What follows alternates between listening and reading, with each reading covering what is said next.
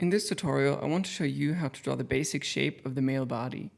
We will be drawing a very muscular figure and also use the body in upcoming tutorials on how to draw several superheroes and game characters. First, we will start with a vertical guideline and divide the height into 8 sections. The height of one section is basically the height of the head. So simply said, this character is 8 times as tall as his head. And normally in real life, a naturally proportioned grown-up human is 7 times as tall as his own head. But when I draw superheroes or very muscular characters, I like it when the head is a bit smaller so the whole body appeals more heroic and powerful. So the first guideline is basically the top of the head, and the second guideline is where the chin is. So the first section is the total height of the head. The center of the ribcage is located at the third guideline. Then we will skip a section and draw the center guideline where the hip is. So the upper and the lower body are each 50% of the total height. This next guideline is where the fingertips are. The guideline after that is for the knees. And then again, we will skip a section and draw the last guideline for the feet.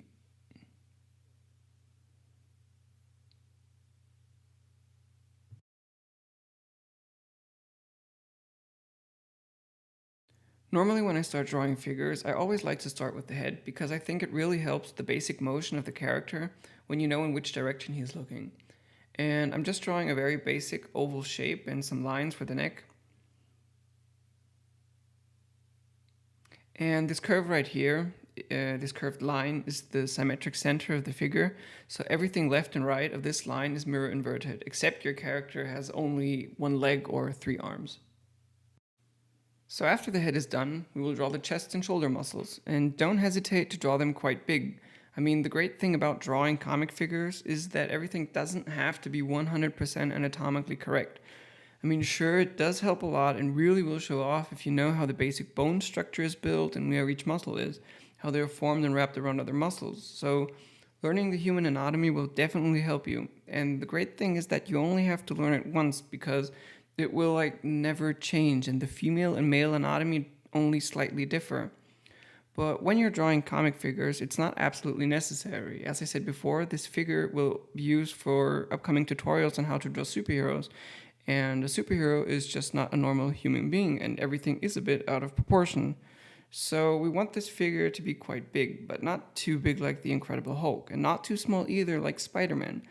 I guess you could say that this is like the average superhero body that most superheroes have, like Batman, Superman, Captain America, Thor, and Iron Man. And don't worry, in future tutorials we will be adding other body shapes for characters like Hulk and Spider-Man.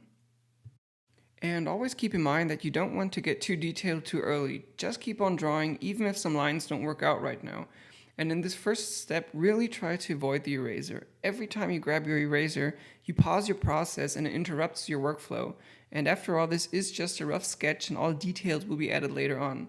We will even transfer our image to a new clean piece of paper with a tracing table, and then all lines should be drawn precisely. This is when you may consider using the eraser, but for now, just keep it away.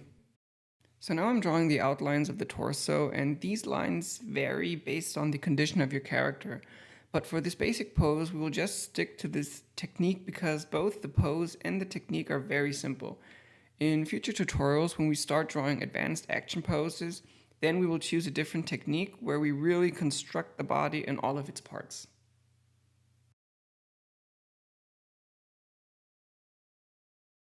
After the torso, I continue with the arms, and the first muscle that I begin with is the biceps. For me, it's like the core, the nucleus of the arm that keeps everything together and where every other muscle of the arm just wraps around it. And I would say it is the most recognizable arm muscle. And in general, when adding muscles to any body part, always try to draw them kind of wrap around like, because all muscles are somehow connected this way. You know, first you have a bone and some muscle wraps around it, then another muscle wraps around that muscle, and so on until the skin wraps around all the muscles. So after the upper arm follows the forearm with the hands, and again, I'm just drawing the outline and defining the shape. And when it comes to several body parts, some are simpler to draw than others. I think the ones where most people despair, even me, are hands and feet. And for drawing hands, it helps a lot to first draw a very basic squared shape, and then keep on dividing the shape to smaller shapes into the different sections. Okay, so when we're done with the left arm, which really is the right arm, we move on to the right arm, which really is the left arm. How confusing. And because the torso is slightly rotated, the angle of view here is different, and we don't see as much of the arm as on the left side.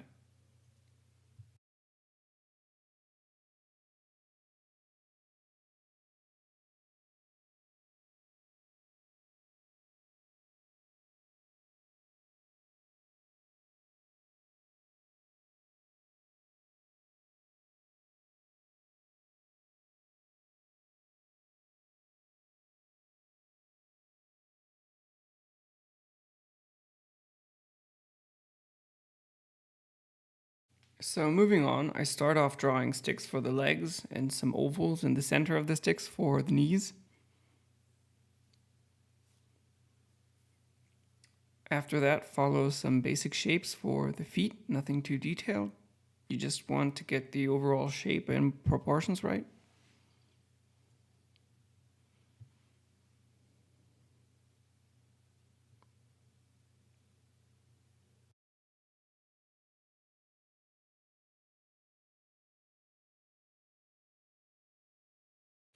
So when we are done with the feet, we will draw the calves and the upper thigh.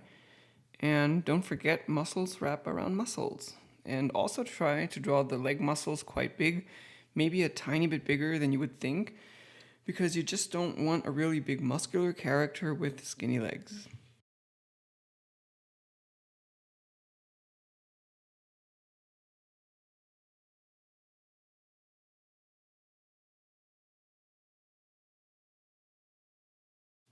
And I really like this semi-profile character pose because you see the character from the front and a bit from the side, and it's a very clean and simple pose, and I think it's very useful when designing new characters and their outfits. And if you Google concept character, most images that you will find are basic poses because that's how you should do it. And if you use an extraordinary action pose instead, it just would be harder to design the clothes and equipment and overall shape.